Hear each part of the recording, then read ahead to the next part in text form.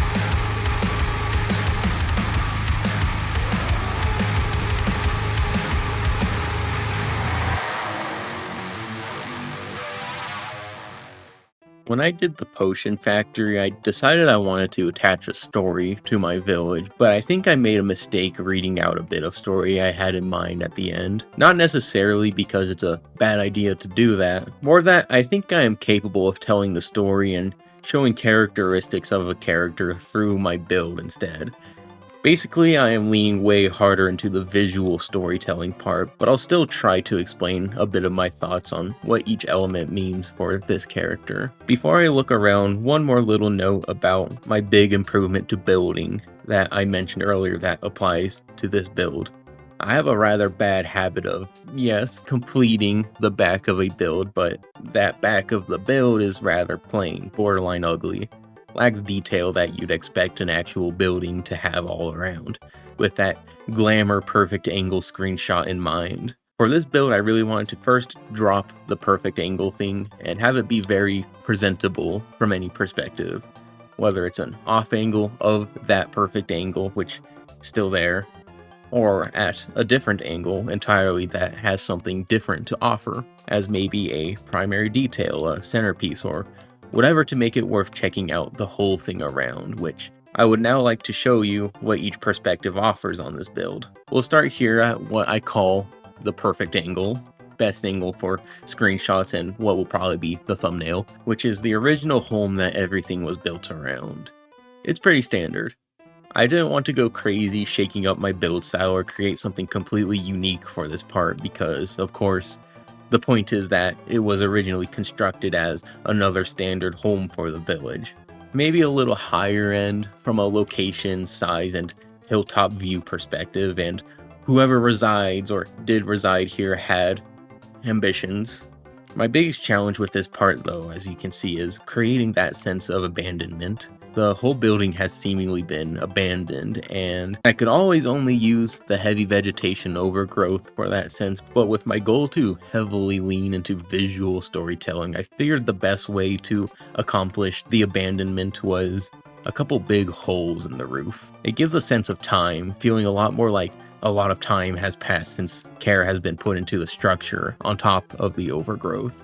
And it was an interesting thing to design. Of course, we're playing Minecraft, so there is no in between the walls, just whatever's outside and whatever's inside. So it was very interesting to think about what it would look like if that colored roof was not completely punctured all around, but instead sort of peeled off around the big hole. I used these stripped oak logs because for this effect I needed it to look like some standard wood that hasn't been colored or whatever you'd buy at Home Depot before you build anything.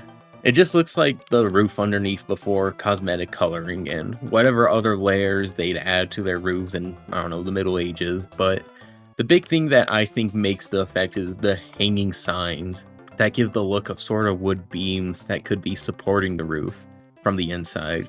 Then the moss and the grass, which I used all over the build to add an extra sense of overgrowth instead of just leaves that I think looks pretty cool. The rest of the roof, color-wise, I went with this purpley palette, and I did that with a very small gradient. Bottom is a crimson plank and the top is a magenta terracotta.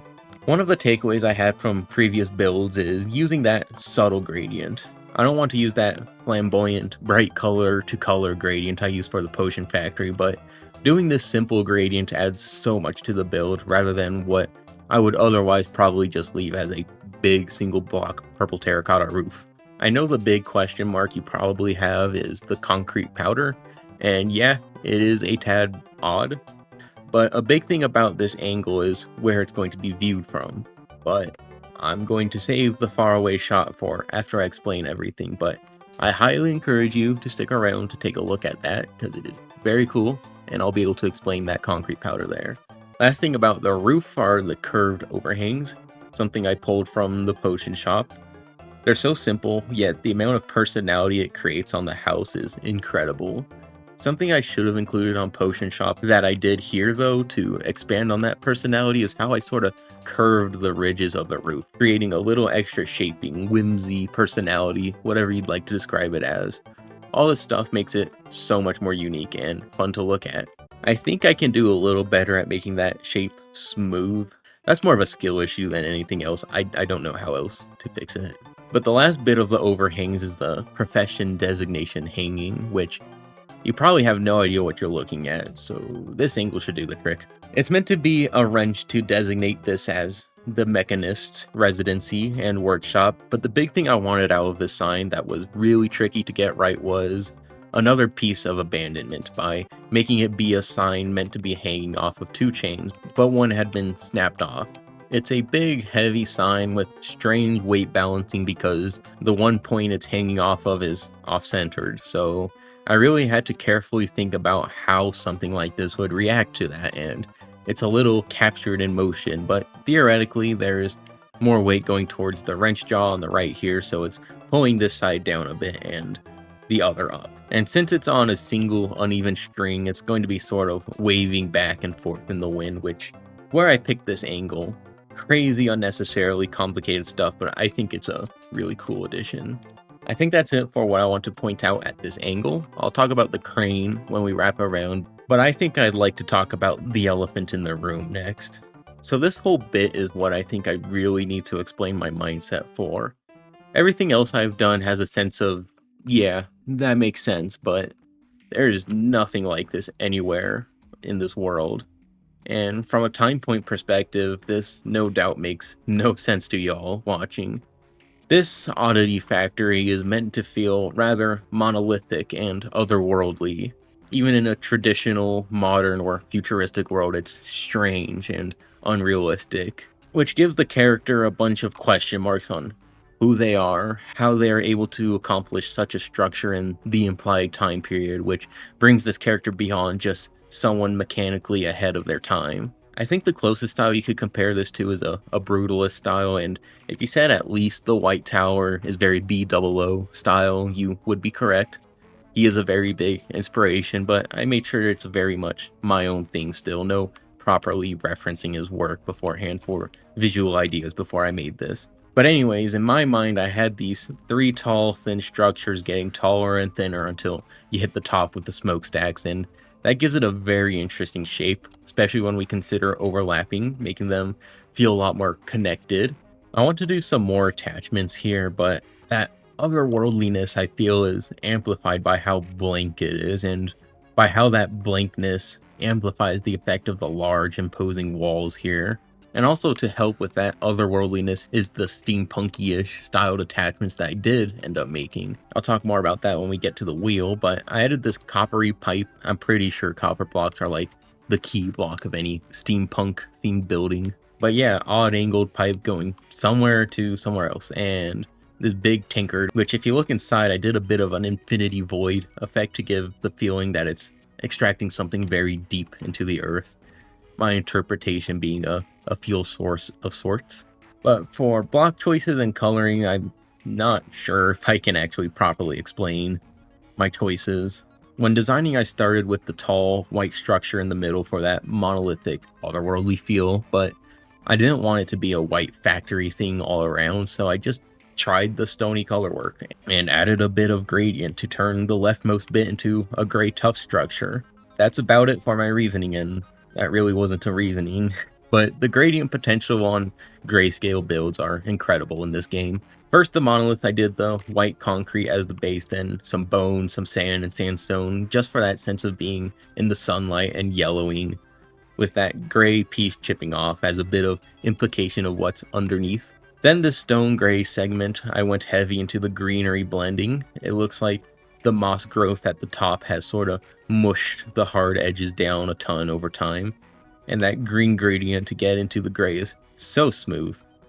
And of course, the tuff is pretty much a lot of tuff, bit of acacia at the top. I think this piece is really cool though, just not sure how to give my thought process properly other than just look at it. And just so you know, if something is too weird or unrealistic, whatever, remember, the rule of cool applies around here. Let's talk about that smokestack. Incredibly important detail that was part of my original vision before I started building anything. Probably the biggest detail to imply how long this thing has been abandoned. A whole tree has grown out of one of the now long unused smokestacks. Better look if we take a look back over here. It's a big part of my drive to improve my trees, using techniques I learned from my last tree building endeavor. I wanted a big, droopy tree hanging over, and that's what I got. It's actually quite a bit thinner in the amount of leaves than I would have typically had, which is already a very reduced amount, but the way the leaves blended from a distance made it look pretty bad. And I want to maintain the open air leaves thing you see from most standard tree builds nowadays. But other than being a cool tree, I think it's an interesting bit to better connect the concrete structure to the medieval house. Okay, let's talk about the bit I have barely done on literally any other build in this world, the backside. The wheel is such a cool addition, another bit I really wanted before I started building this thing, and I actually spent a lot of time on a much bigger wheel that is going unused because of how big it is. I'll probably show you what that looks like. But I like the idea of putting the big wheel somewhere, and when thinking of attachments to toss onto this build, I figured I could use a big sense of functionality and movement. And I thought a fun way to achieve that with the steampunky bits in mind was a straight up steam engine thing. Not quite a functional steam engine, I don't think, but I like how the example steam engine you'll see if you type steam engine onto Google looked, and I went with that. I think it's meant to function like the drive belt down here is powering and spinning the wheel that is connected to this doohickey that makes this rod go up and down attached to this thingy, causing that to go up and down. That goes into the building like the drive belt, implying further functionality that you do not see out here. I don't know if that's actually correct, but it's still really cool. And the various colors and texturing from the cover makes it look very interesting. Again, steampunky. I might add some leaf vines, sort of jamming it up, but I think I did a really good job with this, especially from my perspective where I'm not too sure how these things work.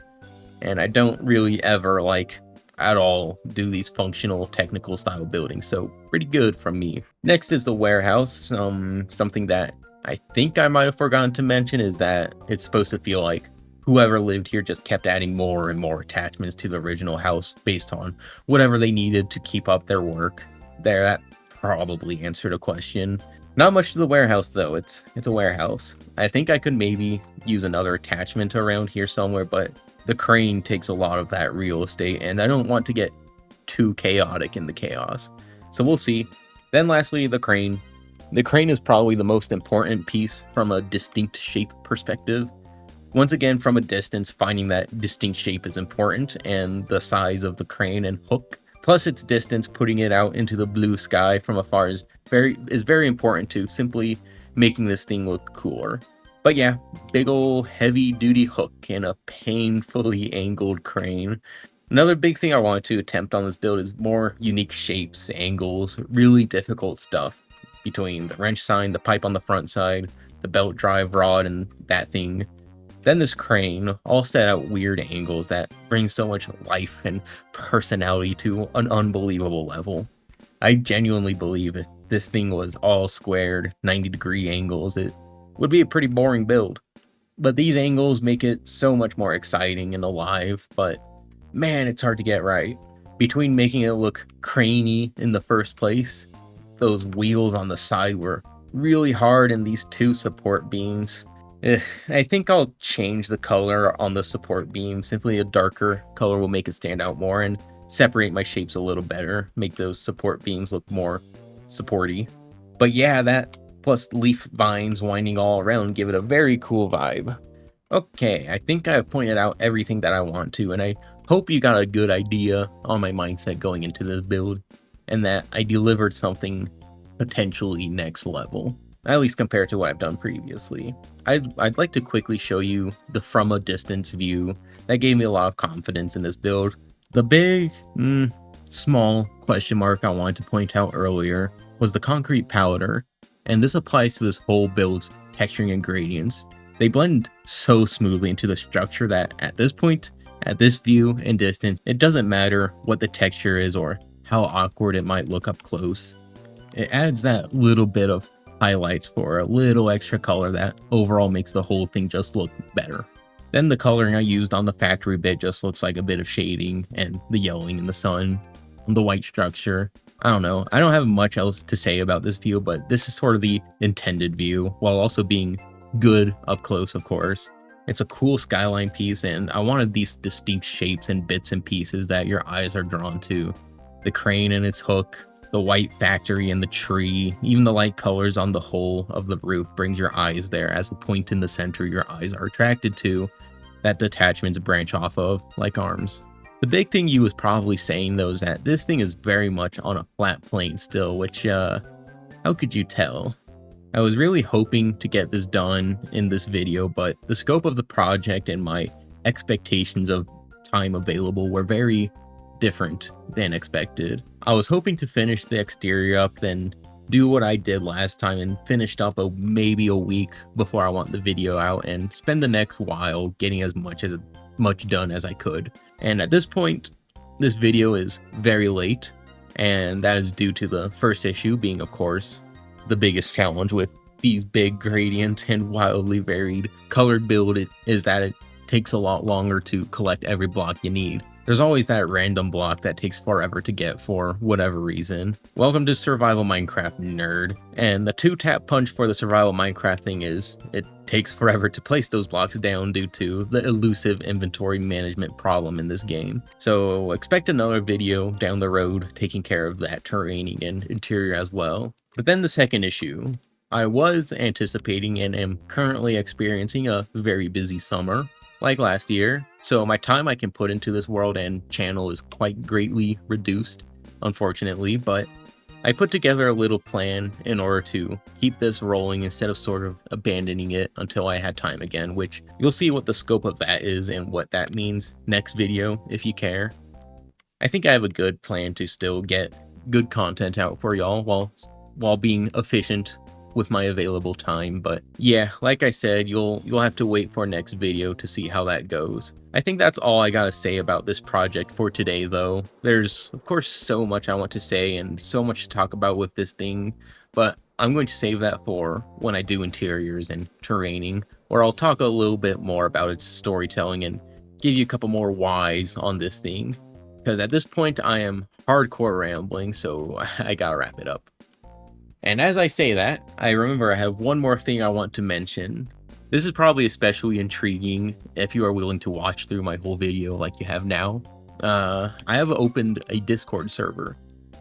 Come chat with me, come chat with like-minded individuals, share your own stuff or whatever. We don't have a huge audience here, of course, and I don't anticipate a busy server, like at all. But if you're interested in anything of what I just said, feel free to stop by. It should be a fun little experiment and might be beneficial to growing a community around here.